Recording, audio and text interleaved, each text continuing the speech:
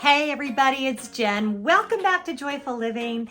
Today we're going to talk about something that can feel a little boring and maybe a little intimidating, and that is the business side of a YouTube channel and really the business side of any small business, especially if you've never done it before, you're not sure where to start.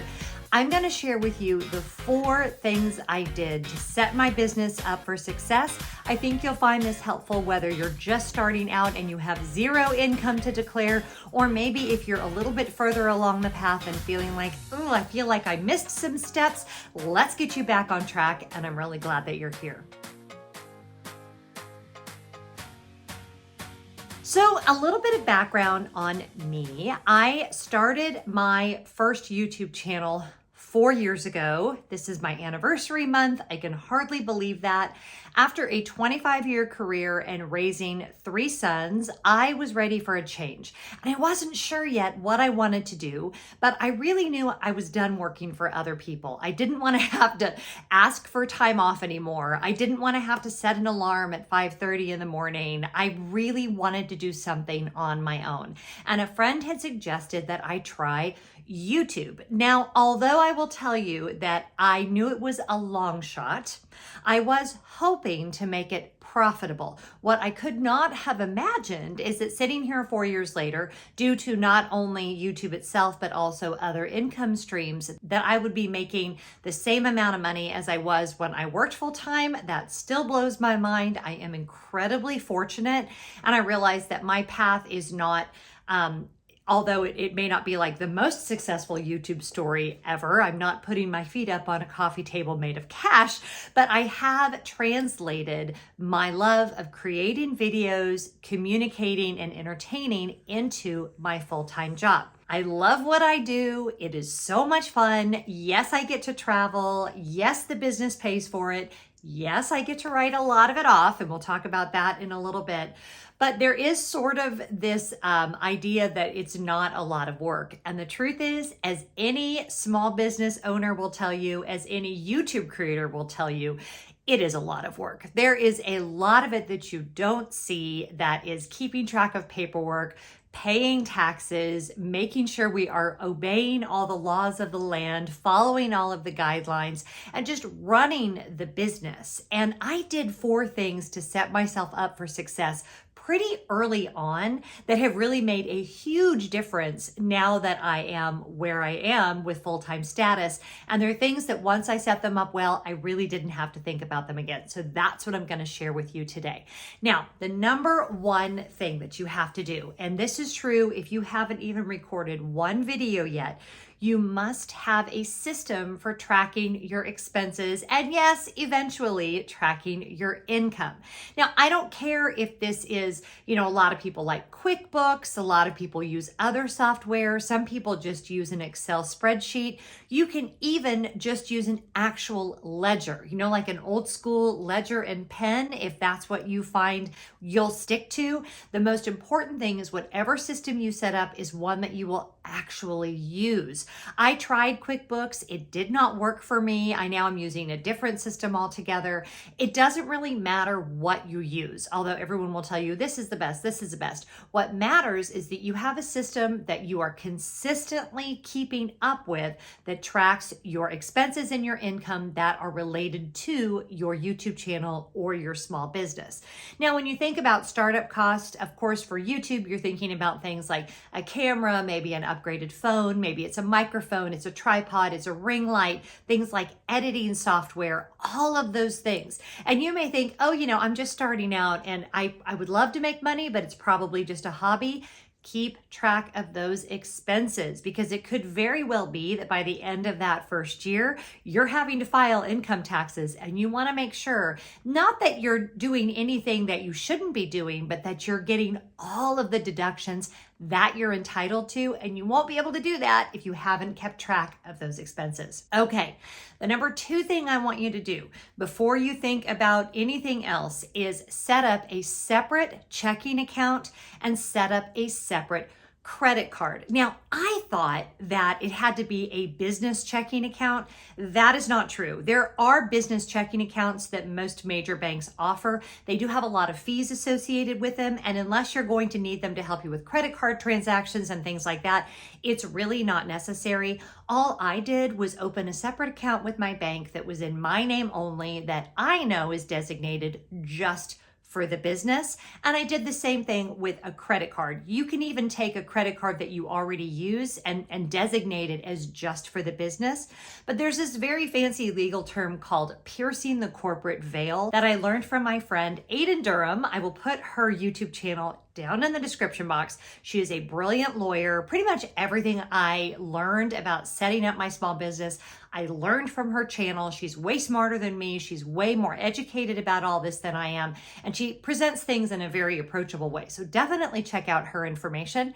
But what that basically means is you do not want to commingle your personal expenses with your business expenses. You want those things kept separate. If you do not do that, you open yourself up to a lot of bad things in terms of liability and taxes and all those kinds of things. It's just a bad idea. Now, one small note on this, I did use American Express, which it's fine, but there are a couple of international people that I work with, like Epidemic Sound, for example, where I get all my royalty-free music. And because they're a Canadian company, they don't accept American Express, so I'll have like these random charges that are put on a different credit card.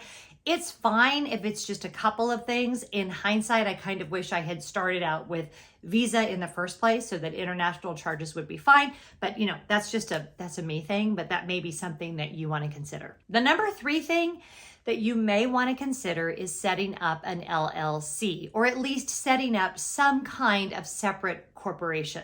Now, depending on your state, this can either be very easy or very complicated.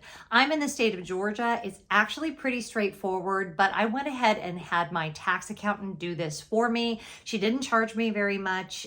It was one of those things where I could have learned the skills necessary, but when am I ever going to learn it again? So I would rather pay my tax accountant, who could do it very easily, to do that. She just asked me a few quick questions. I do pay, I think it's $100 every year to the state of Georgia in order to maintain my LLC. And as far as what should you do, should it be an S Corp? Should it be a sole proprietorship? Should it be, should you have a joint owner? There's so many different options. I will refer you back to Aiden's YouTube channel. That's where I decided that a single owner LLC was the right choice for me. But absolutely, you want to have something set up that is separate. I was on the fence about whether or not I needed this, especially when I wasn't making that much income. But then I realized that if, for instance, let's say that you do videos about riding a bicycle and somebody falls and hurts themselves using one of the techniques that you taught them to do, and they decide to sue you. You really don't want that person suing you to be able to go after things like your personal home or your personal assets. It's very important, especially if you're in a stage of life like Scott and I are. We're not that far away from retirement, and we have things that we own jointly that I really wanted to be completely separate from my business. So the LLC really helped with that. Definitely pay somebody to set it up if it makes you at all nervous. As I say, you can do it yourself depending on the state, but there are certain things about this that it's just a lot easier to outsource, especially when, if you make a mistake, it can end up being incredibly costly. I think that is the best time to hire a professional. All right, now the number 4 thing along those same lines, hire a tax professional. And I know some of you may have watched this whole video just to find out this one thing, because I get asked this all the time. Do you get to write off your travel? Do you get to write off your airfare? Do you get to write off your park tickets? And the answer is kinda. When I am doing a trip that is solely to film videos, to bring reviews, to talk about the parks, I 100% can write off my travel expenses. Now, if you're a Schitt's Creek fan, you'll appreciate this. Just remember that just because it's a write-off doesn't mean it's free. I still have to pay for that hotel stay, but if I'm doing the hotel stay predominantly in order to review it for the channel, as was the case with my most recent stay, then yes, I can completely write off the total cost of that hotel stay. Now, if Scott were to come with me, guess what? Because he is not an employee of my LLC, I can only write off half. And these are the kinds of nuanced rules that are, by the way, always subject to change because that's the way it works, that I love paying my tax accountant to keep on top of so that I don't have to. I don't want to spend my time researching tax law. I want to spend my time making videos. So I really love that I have a professional in my corner.